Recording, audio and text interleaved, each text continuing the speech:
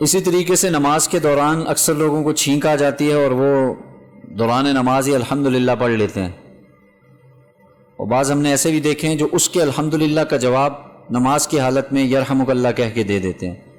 تو یہ نہیں کہنا چاہیے۔ نماز کی حالت میں کسی کو چھینک آ جائے تو وہ الحمدللہ نہ کہے، اور اگر بالفرض اس نے کہہ دیا ہے تو ساتھ والا یرحمک اللہ جواب نہ دے۔ میں الفاظ پہ غور کریں، نہ دے اور نہیں کہنا چاہیے۔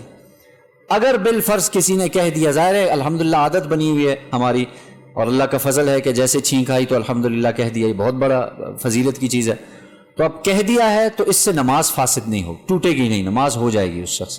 لیکن پھر سے میں عرض کر دوں، نہیں کہنا چاہیے، اور جواب دینے والا بھی ظاہر ہے وہ بیچارے بھی، تو نہیں جواب دینا چاہیے۔ بات واضح ہو